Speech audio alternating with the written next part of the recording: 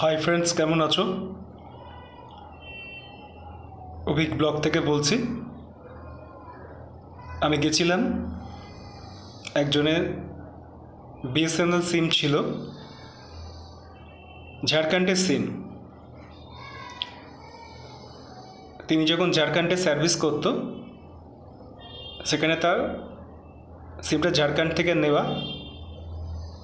বর্তমানে সিমটাকে রিপ্লেস করতে হবে। এবার উনি অফিসে ফোন করেছে। এবার অফিসে যখন ফোন করে, এটা তো গভর্নমেন্ট সেক্টর বিএসএনএল, এখান থেকে তো ওই সিম পাওয়া যাবে না। তেনাকে এখন যেতে হবে ঝাড়খণ্ডে সিম তুলতে। তিনি কি করবে? দাদা আমাকে ফোন করলো। আমি বললাম, আপনার কোনো টেনশন করার প্রবলেম নেই। বর্তমানে তার আধার কার্ড ওয়েস্ট বেঙ্গল, কোনো অসুবিধা নেই। আগে ছিল ঝাড়খণ্ডে, তারপর তিনি এখানে আধার কার্ড ওয়েস্ট বেঙ্গলে করে নিয়েছে। কিন্তু সিমটা রয়েছে, ভালো করে বুঝুন, সিমটা কিন্তু ঝাড়খণ্ডে, সেই ঝাড়খণ্ডের অ্যাড্রেসে। এবার কি উপায়? যখন আপনি কলকাতার অফিসে যাবেন না, তখন তারা বলছে এখান থেকে ওই সিমটা দেওয়া যাবে না, ঝাড়খণ্ডে গিয়ে তাকে সিম নিয়ে আসতে হবে। এবার তাহলে ভাবুন, তিনি যখন ঝাড়খণ্ডে যাবে, তাহলে কি হবে সিস্টেমটা? আধার কার্ড একটা ঝাড়খণ্ড থেকে তোলা পুরনোটা, আর নতুন যেটা আপডেট হয়েছে সেটা হচ্ছে কলকাতা। তাহলে কি হলো? দুটো তো ভিন্ন ঠিকানা হয়ে গেল। এই অপশান থেকে বেরোবো কী করে? এই অপশানটা জানতে হবে। অফিসের থেকে ফোন করেছিল দাদা, বলল আপনাকে ঝাড়খণ্ড থেকে সিম তুলতে হবে। আমি বললাম কিচ্ছু করতে হবে না, সিমটা ভেঙে গেছে, কিছু নেই সিমটা। যে বড় সিমগুলো মেশিন দিয়ে কাটলে না, সিমটা কিছু নেই। আমি ভিডিওতে এটার সাথে অ্যাড করে আমি কি করেছি কাজটা দেখিয়ে দিচ্ছি। আমি বললাম সঙ্গে সঙ্গে আপনি এটাকে পোর্ট আউট করুন। দাদা পোর্ট কোড নিল। পোর্ট কোড নেওয়ার পর বললাম যে দাদা পোর্ট কোড দিয়ে দিয়েছে? বললো কোনো অসুবিধা নেই, পোর্ট কোড দিয়ে দিয়েছে। ঠিক আছে, নো প্রবলেম, কোনো অসুবিধা নেই। ওই যে পোর্ট কোডটা নিলাম, যে ঝাড়খণ্ডের সিমটা ছিল, ওই সিমটা কলকাতার আধার কার্ডের সাথে আমি রেজিস্টার করে দিলাম। বর্তমানে সিমটা কিন্তু উনি কলকাতা থেকেই তুলতে পারবে। যে কলকাতার অ্যাড্রেস আছে, স্টোরে গিয়ে উনি তুলতে পারবে, সেই কোম্পানি। তার মানে ওনাকে ঝাড়খণ্ডে যেতে হলো না। ভিডিওটা করছি কেন? জানতে হবে। ভিডিও হচ্ছে যে বুকিং করলে বাড়িতে সিম দিয়ে যাবে, ঠিক আছে মানলাম, বুকিং করলে বাড়িতে সিম দিয়ে যাবে, অপশান আসছে, অনেকেই ভিডিও বানাচ্ছে। কিন্তু প্রসিডিওর যারা সিমের কাজ করে, আমরা সিমের অ্যাকচুয়াল রিটেলার, আমরা জানি কি কাজ করতে হয়। সিমটা পোর্ট আউট করে কলকাতার আধারের সাথে লিঙ্ক করে দিলাম, ওনার ঝাড়খণ্ড থেকে ঝামেলাটা মিটিয়ে দিলাম, কোনো ঝামেলা রইল না।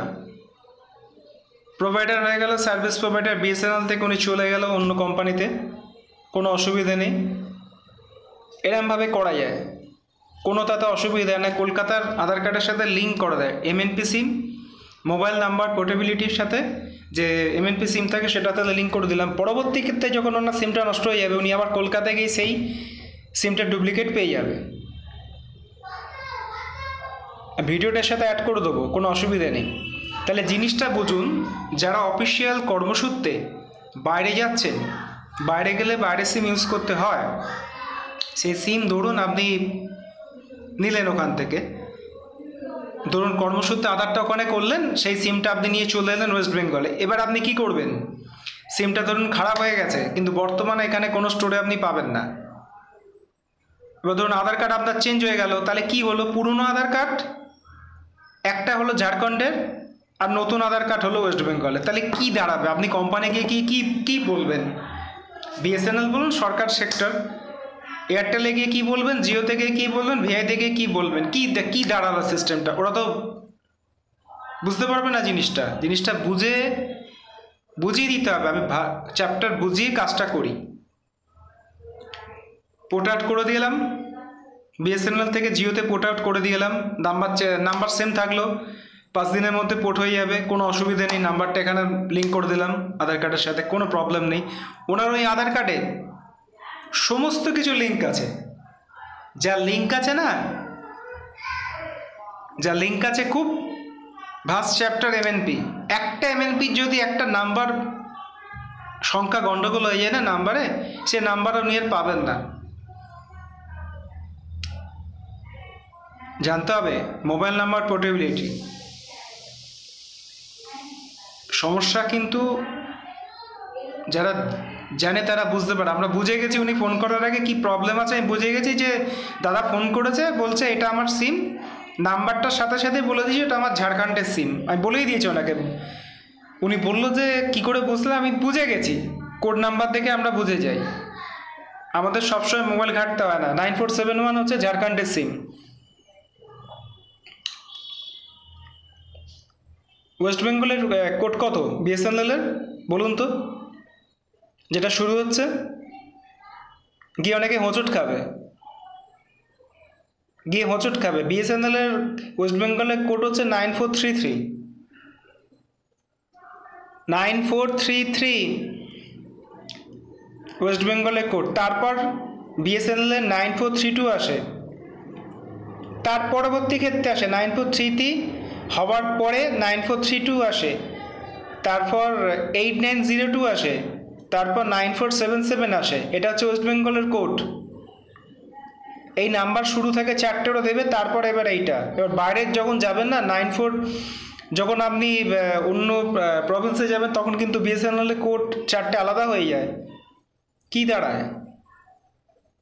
9434, 9431, 9435, 9436, এক একটা প্রভিন্সের এক একটা কোড থাকে বিএসএনএলের।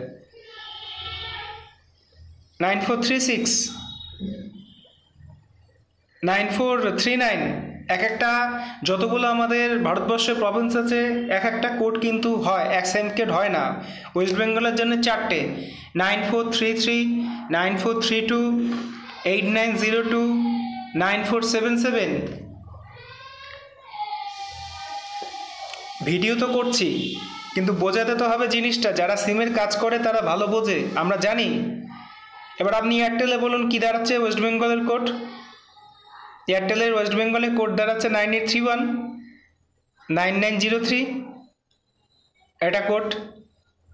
তারপর এগুলো যখন একটা সিস্টেম থাকে, একটা সিস্টেম যখন আপডেট হয়ে যায় না, 9831 থেকে আর ছাড়াই যায় না, প্রচুর হয়ে যায়। 9903 হয়ে গেল, তারপর এয়ারটেল কি ছাড়ে? 7595, 7596, 8583, 8584, এটা ছাড়লো।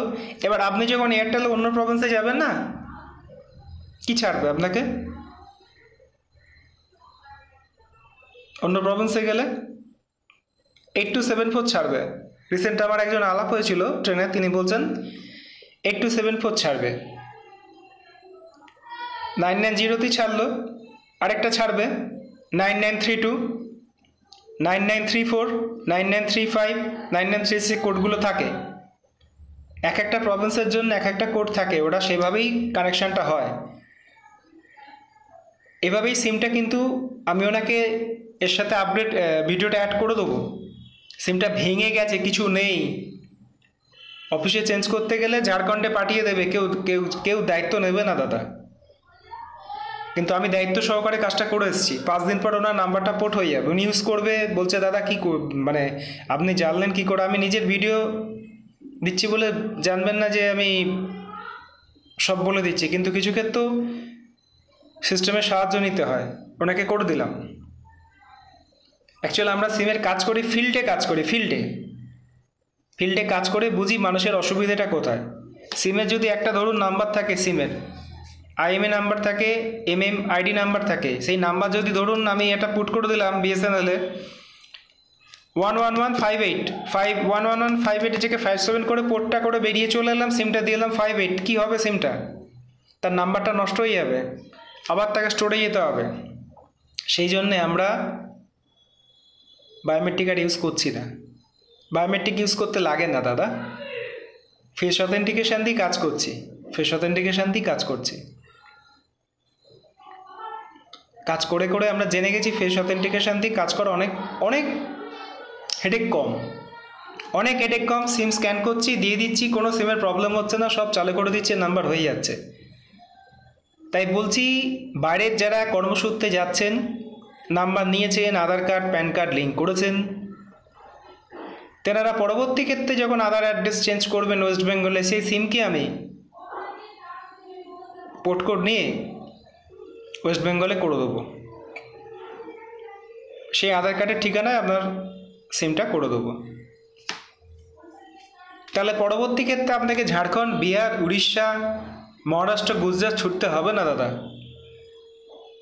আপনাকে একটা সিম নিয়ে গেলেন, ধরুন দিল্লি, কর্মসূত্রে চলে গেলেন দিল্লি, আধার কার্ড করলেন দিল্লি, এবার সিমটা চলে এলেন 4 বছর পর কলকাতা, আধার কার্ড চেঞ্জ করলেন, চেঞ্জ করার পর আধার কার্ড কী হলো, সিমটা রয়ে গেল দিল্লির। এবার যখন আপনি সিমটা চেঞ্জ করতে যাবেন, ওরা তো বলে না এটা তো দিল্লি সিম, আগের আধার কার্ড, আপনি দিল্লি যান সিমটা নিয়ে। আপনি কি দিল্লি যাবেন? আপনাকে দিল্লি যেতে গেলে যেতে হবে, দিল্লি পৌঁছালেন, থাকতে হবে, থেকে সিমটা নিতে হবে, অ্যাক্টিভেট করতে হবে, তবে তো আপনি আবার কলকাতায় আসবেন। এবার আপনি যখন দিল্লি যাবেন, পুরনো আধার কার্ডে যখন তুলবেন, যখন আধার কার্ড তো চেঞ্জ হয়ে গেছে, ওরা বলে এটা আপনার ওয়েস্ট বেঙ্গল আধার কার্ড, তখন আপনি কি করবেন? কোনো অপশান নেই। এক অপশান হচ্ছে পোর্ট করে নাও, ওয়েস্ট বেঙ্গলে আধার কার্ড চেঞ্জ করে। কর্মসূত্রে অনেকে যাচ্ছে বাইরে, ওয়েস্ট বেঙ্গলে বাইরে যাচ্ছে, আধার কার্ড এখানে সার্ভিস করার পর এখানে এসে আধার কার্ড চেঞ্জ করে ওই নাম্বারটা পোর্ট করে কলকাতা সার্কেলে করে নেওয়া। পরবর্তী ক্ষেত্রে আর সিম তুলতে অসুবিধে হবে না, এটুকু আমি বলতে পারি। যেটুকু জানি সেটুকু বলবো, তার বাইরে আমি বলবো না। ঘরে বসে বুক করলে যদি সিম দিয়ে যেত, তাহলে আর আমরা থাকতাম না, ফিল্ডে কাজ করতাম না। ঘরে বসে সিম দিয়ে যাবে কোম্পানি? বিএসএনএলকে বলুন তো ঘরে বসে সিমটা দিয়ে যেতে, ঘরে বসে সিমটা রিপ্লেস করে দিয়ে যেতে। হয় না, আবল তাবল ভিডিও করলে হয় না। ঘরে বসে সিম বুক করে নেওয়া যায় শুধু প্রিপেড কানেকশান, পোস্টপেড কানেকশান, কিন্তু সিম রিপ্লেস করতে গেলে না, বিএসএনএলে যদি বাড়িতে এসে সিম রিপ্লেস করে দেয়, আপনি আমাকে কমেন্টস করবেন, আমি ভিডিওটা ডিলিট করে দেবো। বিএসএনএল স্টোরে গিয়ে আপনাকে ডকুমেন্ট দিয়ে তুলতে হবে, গভর্নমেন্ট সেক্টর, অত সহজ নয় দাদা, এটাই বলছি। আমরা যে কাজগুলো করি না, যত্ন সহকারে সময় নিয়ে কাজ করি। আমার সারা কলকাতা ঘোরা, সারা ট্রেন লাইন ঘোরা হয়ে গেছে আমার কর্মসূত্রে। বিএসএনএল বলুন, সব কোম্পানি কর্মসূত্রে, 4টে কোম্পানিরই কাজ করি আমি। সেই 4টে কোম্পানি কর্মসূত্রে আমার এই মানে 4-5 বছরে সব জায়গায় ঘোরা হয়ে গেছে। তাই কোনো অসুবিধে নেই। যাদের সমস্যা হচ্ছে বাইরের সিম, সেটাকে পোর্ট করে নিন, ওয়েস্ট বেঙ্গল সার্কেলে করে দেবো, গিয়ে করে দিচ্ছি। ভিডিওটা আমি কম্পোজ করে দিচ্ছি, দুটো ভিডিও এক, আমার পরে উনি কি বলছে সেটা শুনুন। দাদার বাড়িতে এসছি, দাদা একটা প্রচণ্ড প্রবলেমে পড়ে গেছিলো। সেই লোকে আমাকে বলে যে আমি মরা সিমকে বাঁচিয়ে দিই। দাদা বলুন সিমের কী হয়েছিল দাদার সমস্যা? আমার একটা সিম ছিল বহু পুরনো, 2004 সালে। সে তখন তো বড় সিম থাকতো। এবার তারপরে যখন মোবাইল, যখন ন্যানো সিমের উৎপত্তি হলো, তো সেই সময় কাটতে গিয়ে সিমের অবস্থা খুবই খারাপ হয়ে যায়, এবং জাস্ট সিমের যে চিপটা থাকে সেই চিপ পর্যন্ত চলে এসেছিলো কাটিং মেশিনের প্রবলেমের জন্য। তো তার ফলে কি হয়েছে যে আমি আপনাদের দেখাচ্ছি যে সিমের কন্ডিশনটা কীরকম দাঁড়িয়েছিল। তো তারপরে কানেক্টিভিটির প্রবলেম হচ্ছিল অনেক রকমভাবে। তো দাদার সাজেশনে, অভিজ্ঞতার সাজেশনে বেটার, মানে আজকে আমি দেখুন, আপনারা যদি দেখতে পান সিমটার কি কন্ডিশন, একটা সাইড ভেঙে গেছে। এবার আমি যদি এটা খুলতে যাই, টাফ হয়ে যাবে। এবার মোবাইলটা দেখেও আপনারা বুঝতে পারছেন যে এটা কোন জমানার মোবাইল। তো সেইভাবেই আমাকে ক্যারি করে চলতে হচ্ছিল এতদিন ধরে। তার কারণ হচ্ছে আমি সিমটাকে মুভ করাতে পারছি না, মুভ করালেই প্রবলেম হবে। তো যাই হোক, আজকে আমি যথেষ্ট তৃপ্ত এবং সন্তুষ্ট। তার কারণ হচ্ছে এই সিমের মধ্যে আমার সমস্ত কিছু ডকুমেন্ট ছিল, যেটা প্রথম থেকে আধার কার্ড থেকে শুরু করে প্যান কার্ড থেকে শুরু করে সমস্ত ডকুমেন্টেড নাম্বার। সো আমি এটাকে ডেট করতে পারতাম না। তো আজকে অভিজ্ঞতা খুব ভালোভাবে সাপোর্ট দিয়ে আমাকে যে প্রবলেমের হাত থেকে বাঁচালেন। ঝাড়খণ্ড এটা মানে এটা ঝাড়খণ্ডের সিম ছিল, আর আমার পক্ষে এখন ঝাড়খণ্ডে গিয়ে ট্রান্সফার করিয়ে কলকাতায় এনে এই সমস্ত অ্যাক্টিভিটি করার সময় নেই। তো থ্যাঙ্কস অভিজ্ঞতা। ওনাকে আমি বললাম ঝাড়খণ্ডে ছিল বা ঝাড়খণ্ডে যেতে হবে, সম্ভব নয়। এবার উনি ওটাকে আমি করে দিলাম, এবার কলকাতার মধ্যে করে দিলাম। তা কলকাতার মধ্যে করলে ওনার কি ছিল, সব ছিল। উনি বললো যদি আরেকটু কিছু বলেন, সিমটা দেখান যদি এখন জিও সিমে পোর্ট করে দিলাম, জিও থেকে জিওতে কনভার্ট, জিও সিমে পোর্ট করে দিলে। হ্যাঁ, এবার তারপর উনি একটা বিএসএনএল সিম নিল, ওই যে বিএসএনএল একটা খুলতে হবে, ওই বিএসএনএল ওই খাপটা খুলুন, ওই খাপটা। হ্যাঁ, উনি বিএসএনএল একটা সিম নিল, কারণ আমার বিএসএনএল এর প্রতি একটা লেগাসি আছে। তো যেহেতু আমাকে এখানে প্রবলেম হচ্ছে, তো আমি সেই জন্য বিএসএনএল এর প্যারালালি বিএসএনএল এর একটা সিম নিয়ে নিলাম, যাতে এই নাম্বার, এবং সব থেকে বড় কথা অভিজ্ঞতার কাছে একটা যথেষ্ট ভালো জিনিস আমি এক্সপিরিয়েন্স করলাম, সেটা হচ্ছে আমাকে প্লেন্টি অফ নাম্বার দিলেন উনি ফর সিলেকশন। সেটা যদি আমি আমি আমার নিউমেরোলজিক্যাল যে ইয়ে আছে সেটার ওপর বেস করেও আমি চুজ করতে পারি। ইভেন প্রাইম নাম্বারস, সেই সমস্ত জিনিস সেই সমস্ত নাম্বার চুজ করারও ক্রাইটেরিয়া রাখলেন আমার সামনে। তো I am just spell bound. আমি চলে গেছিলাম, জাস্ট উনি ফোন মিস কল, আমি কাজটা করেই যাবো বলেছি, বাড়ি করেই যাবো। না, অবশ্যই একদম কমিটেড। থ্যাঙ্কস অভিজ্ঞতা।